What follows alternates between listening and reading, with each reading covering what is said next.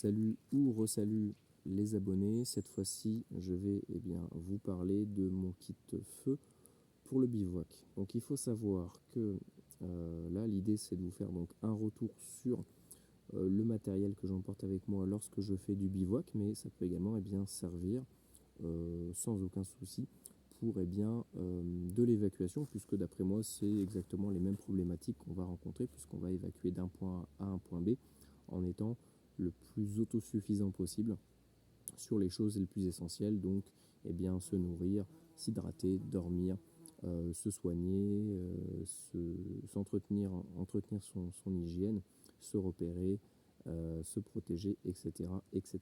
Et donc, là, avant l'été, donc j'étais parti en bivouac dans les Pyrénées, et donc j'avais pris avec moi un certain nombre de matériel. Il faut savoir que quand j'avais commencé le bivouac, je m'étais pris un peu comme tout le monde, les réchauds but à gaz, hein. Mais je me suis vite rendu compte que ça prenait beaucoup de place, que ça coûtait quand même relativement cher, surtout aujourd'hui avec le prix du gaz qui augmente, et ça pèse lourd. On est à peu près à 600 grammes, si je ne me trompe pas, pour les bonbonnes basiques, hein, voire même plus pour les plus grosses, ça va être quasiment 1 kg, plus l'embout qu'on va mettre dessus. Donc on est vraiment sur quelque chose d'assez lourd, d'assez cher et d'assez encombrant. Et donc, je me suis rendu compte il fallait vraiment alléger notre matériel au maximum, et qu'il valait mieux avoir 1 kg de flotte qu'un kilo de gaz. On va dire que c'est un peu plus pertinent, surtout dans le sud de la France. Donc, j'ai fini par partir sur un kit vraiment minimaliste, qui pèse moins de 100 grammes, qui pèse vraiment pas cher du tout, et qui va vraiment répondre, je pense, vraiment à nos besoins en termes de pouvoir tout simplement se réchauffer et faire cuisiner et faire réchauffer de la nourriture. Donc mon kit feu, je l'ai mis dans un sac, on va dire pas étanche, mais c'est un peu étanche quand même. De base, c'est une pochette pour une bâche de tarp, hein, pour du bivouac que j'avais acheté. Et au final, j'ai récupéré la pochette. Donc à l'intérieur, qu'est-ce qu'on va retrouver? On va retrouver une multitude de petites choses, mais vous allez voir que ça sera amplement suffisant pour démarrer un feu et cuisiner. Alors bien sûr, vous pouvez rajouter en plus, je sais pas moi, des petites brindilles, du coton. Je vous montrerai des techniques pour allumer un feu avec ce que vous avez sous la main. Donc là, on va commencer par les bons vieux allume-feu. Donc moi, j'ai pris des allume-feu, pas, vous savez, ceux qui ressemblent un petit peu à des pastilles de lave-vaisselle, là. Ça coûte quand même très cher, et c'est imbibé d'essence. Donc moi, j'ai toujours peur que ça s'ouvre un peu dans le sac. J'ai préféré partir sur des allume-feu secs, hein. Vous connaissez ce type d'allume-feu, on en a tous déjà utilisé pour le barbecue l'été. C'est sec, donc il n'y a pas de risque de foutre de l'essence partout dans le sac à dos, des risques peut-être d'explosion, que sais-je. Je crois que, si je me trompe pas, hein, je n'ai pas trop regardé sur l'étiquette, mais je crois bien qu'à l'intérieur ils mettent quand même des produits quand même relativement inflammables. Alors je ne sais pas si c'est directement mélangé avec cette sorte de bois broyé. On dirait vraiment du bois qui a été broyé en plein de petits morceaux quasiment microscopiques, qu'on a fait comme un espèce de conglomérat de bois coupé. Et donc voilà, je prends ça. Ça coûte pas cher, on en trouve vraiment partout. Si c'est un tout petit feu que vous savez que ça va facilement prendre, vous avez juste à mettre un demi-carré. Si par contre c'est un gros feu et que vous savez que le temps n'est pas très bon, que le bois est humide, il est un peu vert, vous allez avoir du mal à l'allumer. Vaut mieux directement partir sur un allumage qui va prendre un peu plus de temps, mais avec une intensité plus importante. Donc n'hésitez pas à prendre 2 carrés. Voilà, ça on en achète partout, ça vaut peut-être 1 ou 2 euros la grosse boîte. Donc c'est vraiment idéal. Donc ça, c'est celui que j'ai déjà entamé. En plus de ça, vu que la pochette est, on va dire, un peu étanche, vu qu'on peut la fermer, si jamais, je sais pas, s'il y a du produit dedans qui peut-être va s'évaporer avec la chaleur, je sais que dans mon sac, dans mon kit feu, ça ne s'évaporera pas ou un tout petit peu. Et donc ça me permettra de continuer à allumer mes feux. Donc là j'ai on va dire la recharge, j'en ai d'autres à côté. Donc c'est pile en plus le bon format pour entrer dans ma pochette, donc c'est vraiment nickel. Alors après, qu'est-ce qu'on va retrouver à l'intérieur? Le bon vieux Firesteel, même si je m'en sers pas forcément, je crois que c'en est une nature et découverte. Moi j'ai foutu un cordon dessus, pile à la bonne longueur pour quand même pouvoir écarter les deux suffisamment et vous voyez, faire hop, un allumage sans que ça me gêne. Voilà, moi je m'en sers quasiment jamais, hein, je vais pas vous le cacher. C'est plus ceux qui vous montrent le Firesteel, hein, c'est plus pour faire genre que pour s'en servir vraiment, à part quelques professionnels, quelques experts, mais bon, voilà, c'était manière de l'avoir quand même au fond du sac. Mais franchement, je m'en sers quasiment jamais. Moi, je vous conseille surtout de partir sur un bon vieux briquet. Ça, il y en a des milliards et des milliards de produits et de distribués. On peut en trouver vraiment partout. Je suis parti sur un bic. Pourquoi les bics avec la pierre dessus? Parce que ils sont donnés pour plus de 2000 allumages. Je crois qu'il y avait même des gens qui avaient testé ça sur YouTube et ils étaient arrivés à quasiment 3000 allumages.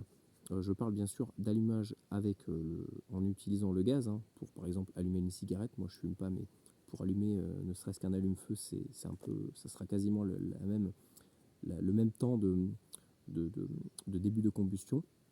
Donc voilà, ça vous pouvez le faire 2000 fois, au moins 2000 fois. Donc c'est vraiment génial. En plus de ça, si je casse le briquet, je vais quand même pouvoir récupérer le silex qui est à l'intérieur, même si j'ai mon Firesteel, mais imaginons que je le perds.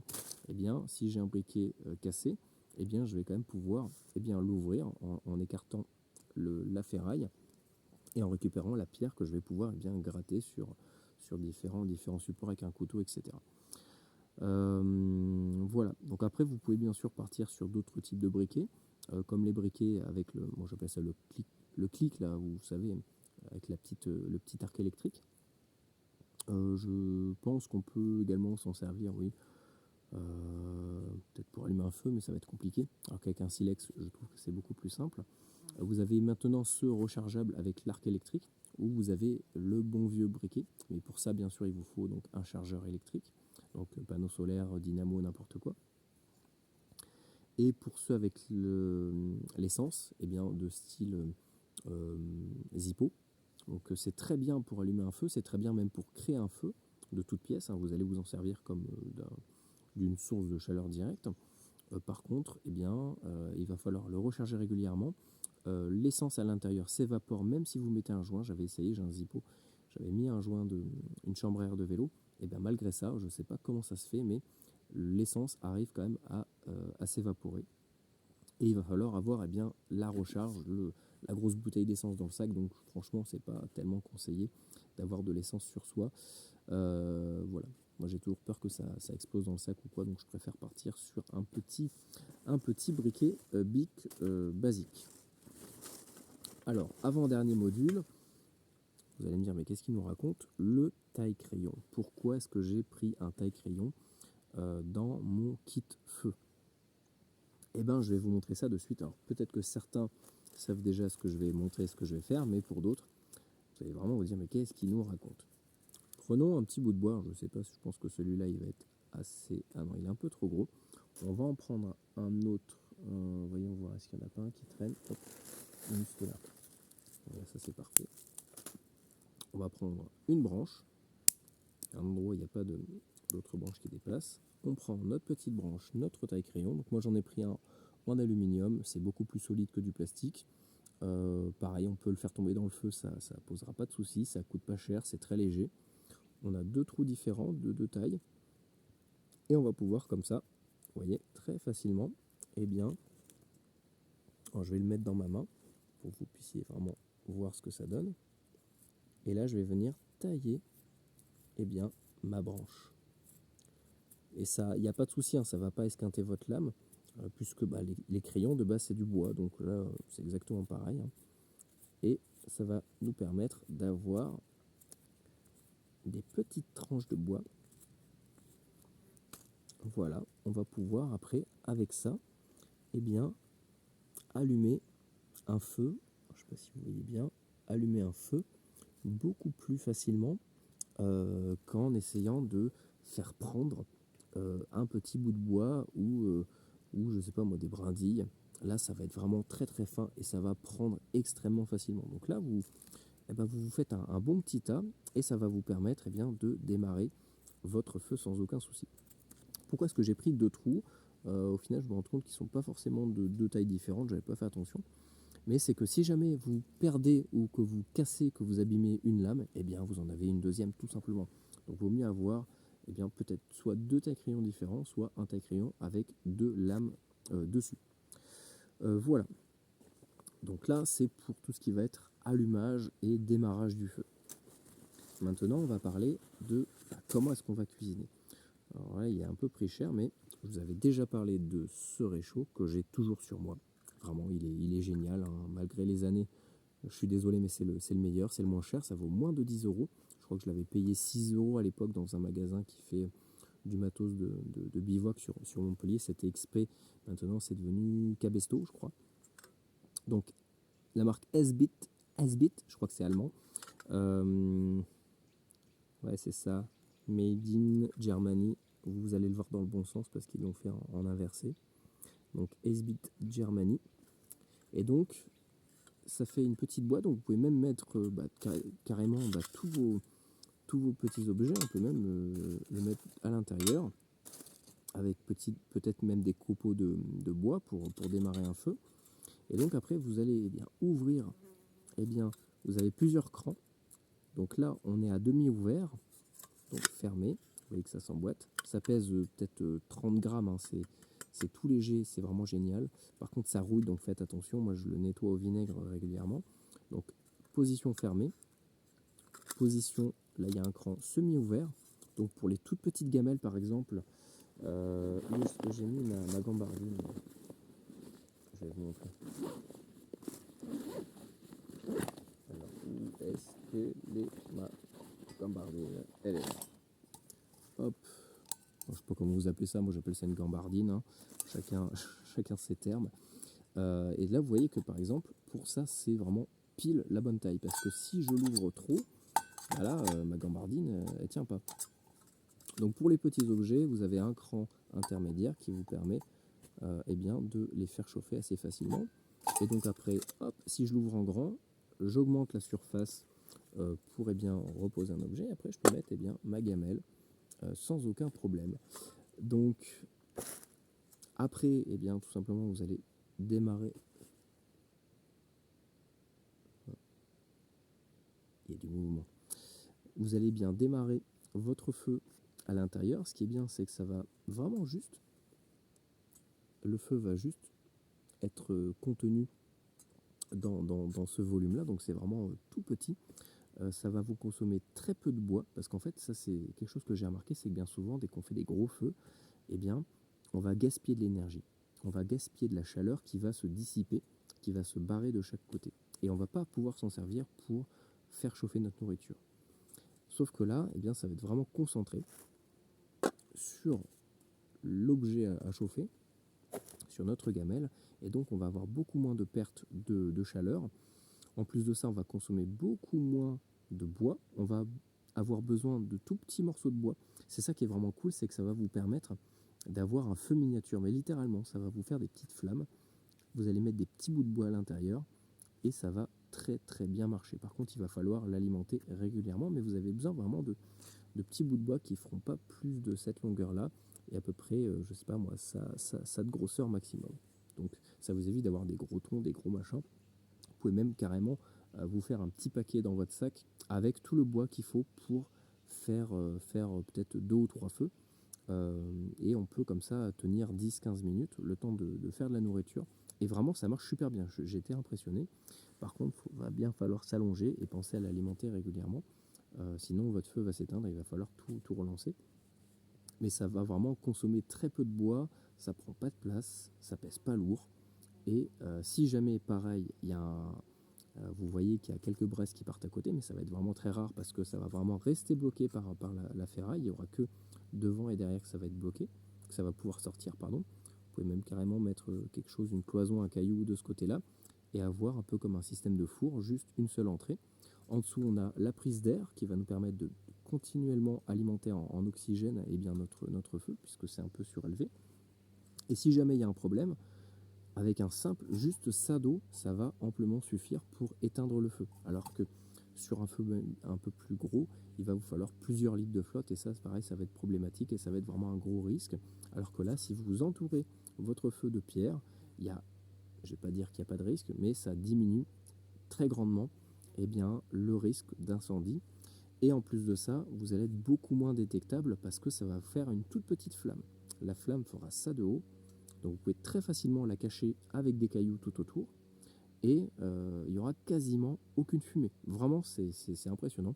Ça sera quasiment indétectable, même à 100 mètres. À 100 mètres, on ne pourra pas savoir qu'il y a un feu. À part si vraiment il y a un vent ou je sais pas. Mais vraiment, c'est vraiment très très discret pour faire des feux sans avoir d'emmerdement. Mais bien sûr, attention, je ne suis pas en train de vous dire de faire du feu en forêt. Respectez les réglementations et faites-le uniquement sur des terrains privés avec une autorisation et dans des périodes où vous avez le droit de le faire. Donc voilà, le seul inconvénient, c'est que malheureusement, ça rouille. Donc il va falloir l'entretenir. Mais franchement, pour le prix, vous pouvez même en prendre plusieurs d'avance. Ça prend pas de place. C'est vraiment un outil, d'après moi, vraiment formidable et à absolument avoir dans le sac à dos. Et puis je vous dis, voilà, l'avantage du gaz, c'est que c'est assez sécurisé parce que c'est un feu contrôlé, hein, donc on a le droit d'en faire. À partir du moment où on peut le contrôler, l'allumage et la coupure du feu de manière quasiment immédiate. L'autre avantage, c'est que si le temps est humide, ou il neige, ou il pleut, on peut faire du feu. Là, c'est un peu pareil. Si vous avez une deuxième pochette comme ça, ou même dans votre kit feu, eh bien, vous mettez des branches d'avance, bien sèches, avec des petits copeaux de bois, comme je vous ai montré juste avant, avec le taille-crayon. Et là, vous pouvez faire peut-être un ou deux feux d'avance, même si le temps est vraiment humide. En plus de ça, je vous dis que ça va être dans une toute petite surface, dans un tout petit volume. Et donc, ça va être beaucoup plus facile aussi pour le bois de sécher.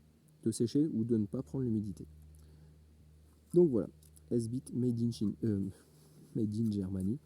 Moi, je vous conseille vraiment d'en prendre un. Je pense qu'ils se font toujours, hein. Il y a quelques années, ça se faisait, on en trouvait sur Internet. Donc voilà, moi je l'avais payé, je crois, entre 6 et 8 euros de tête. En tout cas, c'était moins de 10 euros. Donc c'est vraiment très très intéressant pour le tarif proposé, pour la polyvalence de l'objet et pour la rusticité, la résilience de cet objet. Voilà, voilà, donc n'hésitez pas à poser vos questions encore une fois.